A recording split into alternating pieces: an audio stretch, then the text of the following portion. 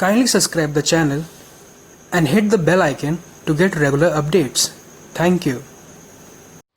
Hello, good morning student. We have discussed the second chapter of the geography class 7th A. The chapter number is atmosphere. The envelope of air which surrounds the earth is called the atmosphere. It is held to the earth due to gravity. Considering the size of the earth, the atmosphere is relatively a thin layer. Its exact thickness is unknown as there is no sharp boundary between the atmosphere and the outer space.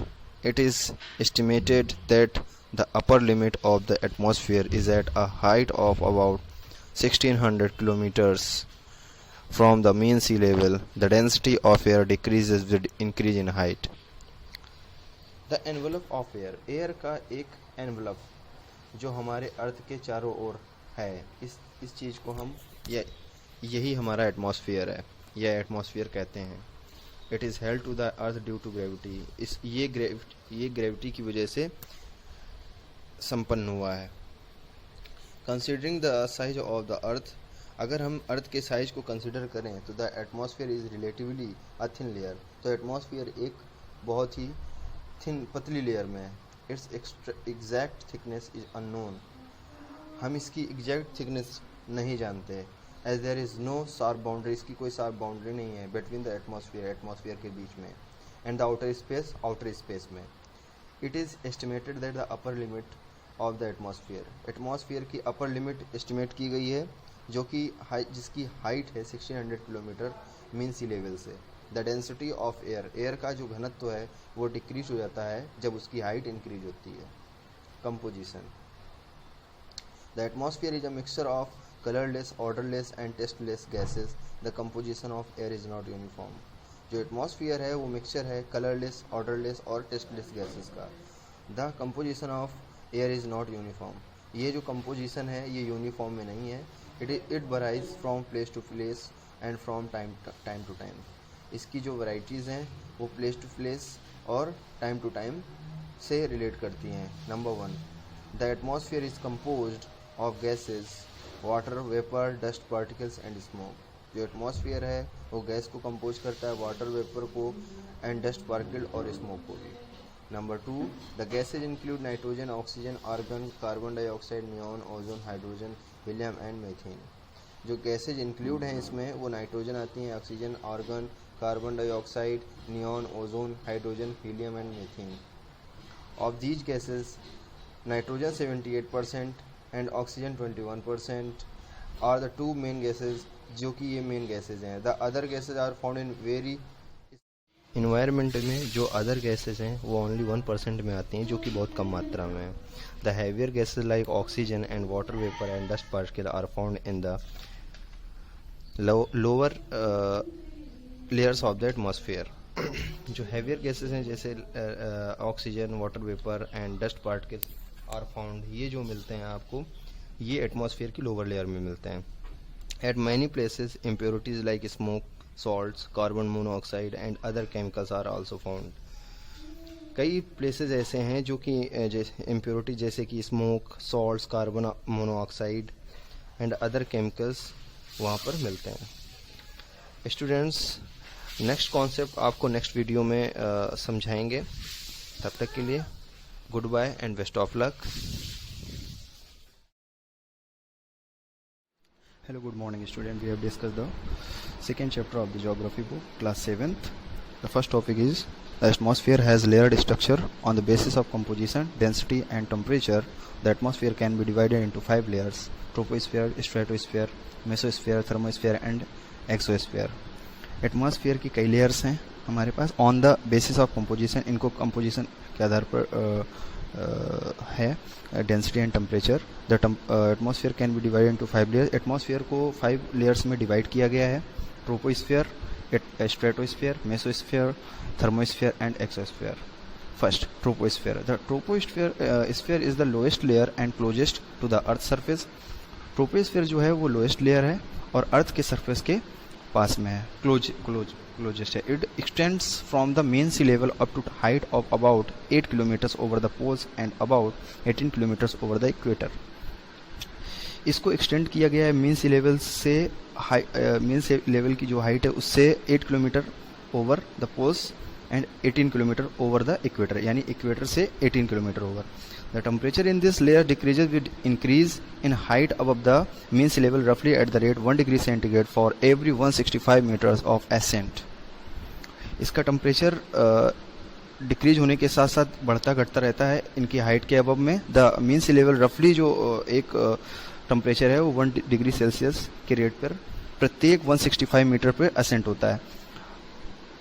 Water vapour and dust particles are found only in this layer. इस layer में water vapour और dust particles found होते हैं, मिलते हैं. The troposphere is the home of clouds, lightning and the other weather phenomena.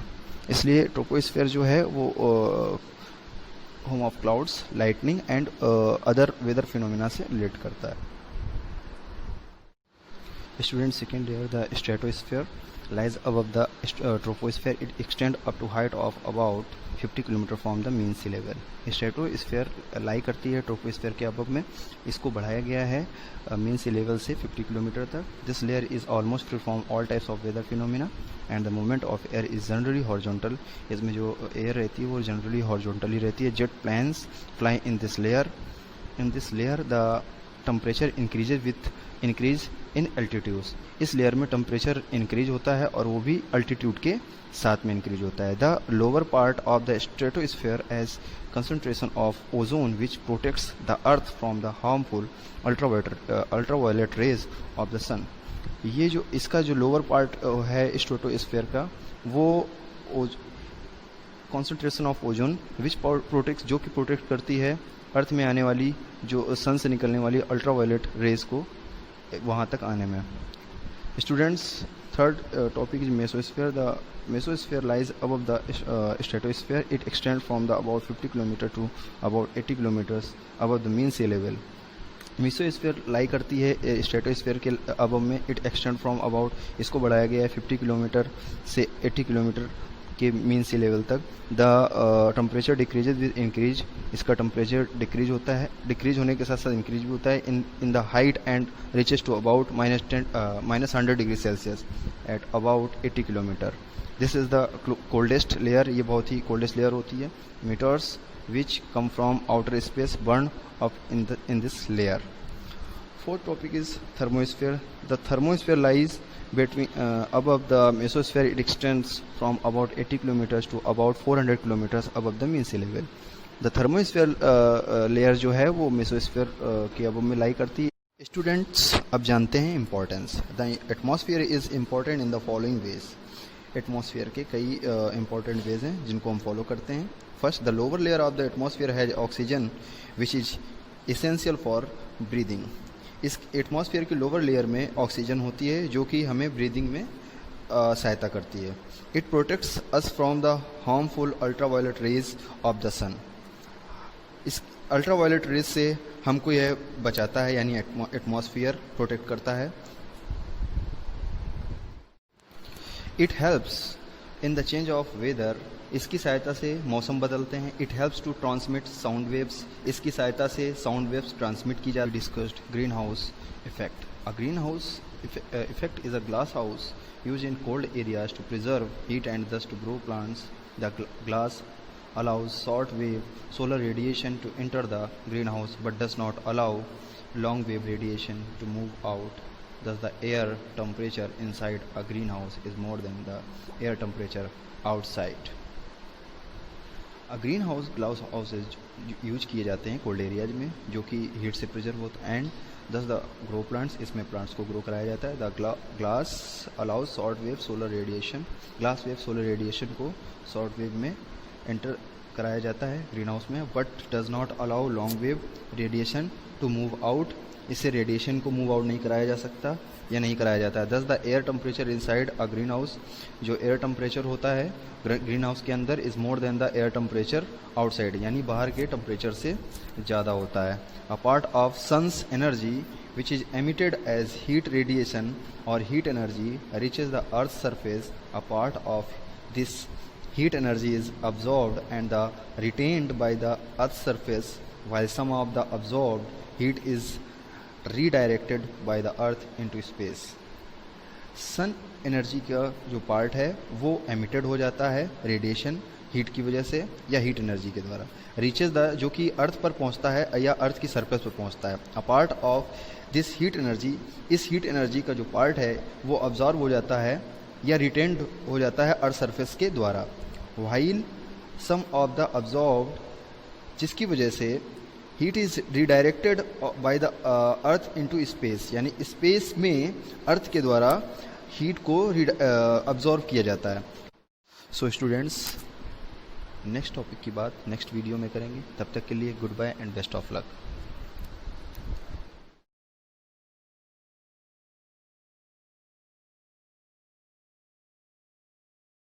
Hello, good morning student. We have discussed the third part of the geography class 7th. The first topic is global warming. The excess accumulation of greenhouse gases in the atmosphere disturbs the energy balance. This can increase the heat and cause rise in air temperature. This increase in air temperature due to excessive concentration of greenhouse gases is called global warming. The four major activities that produce greenhouse gases are agriculture, energy use, industrial process and deforestation. Green house gases जो होती हैं हमारे atmosphere में, जो कि access करती हैं या एनर्जी बैलेंस को डिस्टर्ब करती हैं, this can increase the heat, यही एनर्जी जो इंक्रीज होती है हीट के अकॉर्डिंगली, या cause rise in air temperature, जो कि एयर टेम्परेचर राइज करते हैं। This increase in air temperature, ये इंक्रीज यानी ये जो बढ़ोतरी एयर टेम्परेचर में होती है वो एक्सेसिव कॉन्सेंट्रेशन के कारण होती है, जो कि ग्रीन हाउस गैसेस की होती हैं, इज़ कॉल्ड ग्लोबल वार्मिंग। यही हमारा ग्लोबल वार्मिंग होता है। द फोर मेजर एक्टिविटीज़, बहुत बड़े चार एक्टिविटीज़ हैं जो प्रोड्यूस होती हैं, जिससे प्रोड्यूस होती हैं ग्रीन हाउस गैसेस, जैसे कि agriculture, energy use, industrial process and deforestation. अब स्टूडेंट्स इम्पैक्ट के बारे में बात करते हैं। Impact, the scientist have observe that since the last ice age the climate in many parts of the world has changed dramatically. One of the most significant changes has been an increase in the air temperature. The global warming would have its impact in the following ways. Scientist ने, बहुत सारे वैज्ञानिकों ने ये observe किया है कि कुछ दुनिया के कई क्षेत्रों में ये जो ग्लोबल वार्मिंग की वजह से जो एनवायरनमेंट चेंज होता है वो ड्रामेटिकली चेंज हो जाता है। वन ऑफ द मोस्ट, उसमें अधिकतर चेंजेस जो होते हैं वो एयर टेम्परेचर के बढ़ने की वजह से होते हैं। The global warming would have effects आपको मिलेंगे, जैसे कि rise in sea level, change in agriculture, climate change, shortage of fresh water, increased health risk, loss of biodiversity, increase in evaporation rate. Students, ये जो मैंने अभी आपको वेज काउंट कराए हैं, इनको क्लास में आपको एक्सप्लेन किया जाएगा, लेकिन अभी आप ये समझिए कि ये जो वेज हैं यही रीज़न है जिनकी वजह से ग्लोबल वार्मिंग का बढ़ना होता है या ग्लोबल वार्मिंग होती है। अब बात करते हैं student measures taken to control. सब measures taken to control the process of global warming are, कुछ मेजर्स किए गए हैं जो कि ग्लोबल वार्मिंग के प्रोसेस को कंट्रोल करने के लिए लिए जाते हैं। Number 1, use of alternative energy resources in place of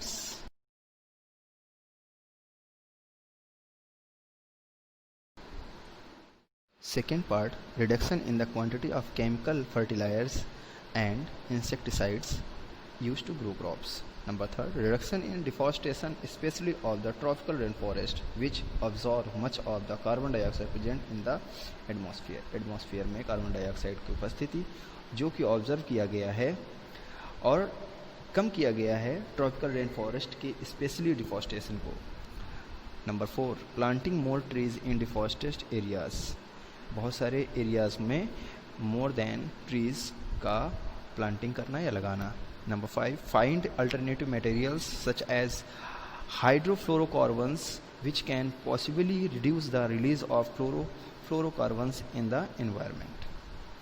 अब बात करते हैं स्टूडेंट ओजोन डिप्लेशन की। Ozone O3 occurs naturally throughout the atmosphere, but its maximum concentration, about 90%, is in the stratosphere, the average thickness of the ozone layer is about 2.9 millimeters. Ozone naturally occurs है atmosphere में, but its maximum, लेकिन जो इसका maximum concentration है वो 90% है, is in the stratosphere, यानी stratosphere layer में. द एवरेज थिकनेस, जो इसकी औसत थिकनेस है ओजोन लेयर की, वो 2.9 मिलीमीटर्स है. The thickness of the ozone layer is measured in Dobson unit. इस थिकनेस को मेज़र करने के लिए डॉप्सन यूनिट का प्रयोग किया जाता है, यूज किया जाता है, जो कि ड्यू से डिनोट करते हैं. 1 DU is equal to 0.01 millimeters thick compressed ozone gas around the earth at 0 degrees centigrade and at an atmospheric pressure of 760 millimeters of the mercury column. The vertical column thickness of the ozone layer above 220 du is considered normal. Vertical column की जो thickness है ozone layer की, वो 220 due यानी Dobson unit तक ली जाती है, अब में ली जाती है, जो कि नॉर्मल माना जाता है. If the thickness of the ozone layer, यदि ओजोन लेयर की थिकनेस की जो लेयर है इन द स्ट्रेटोस्फीयर में, वो फॉल्स बिलो, अगर वो कम हो जाए या तो वो 220 DU, then it's termed as the ozone hole, तो उसमें ओजोन होल टर्म्ड हो जाते हैं. The ozone layer absorbs the harmful ultraviolet rays of the sun and thus protects life on the earth. The concentration of ozone in the atmosphere varies. Student, अब बात करते हैं prevention. In September 1987, 34 industrialized nations signed the Montreal Protocol. सितंबर 1987 में 34 यानी 34 industrialisation nation जो थे, उन्होंने Montreal protocol को साइन किया. इट वाज एम टू, उनका ये लक्ष्य था या उद्देश्य था, face out the use of ozone depleting substances and the find और डेवलप नॉन टॉक्सिक सब्सटेंसेज. उन्होंने ये उद्देश्य बनाया था कि ओजोन डिप्लेशन को सही करना या उसमें नॉन टॉक्सिक सब्सटेंस को डेवलप करना था.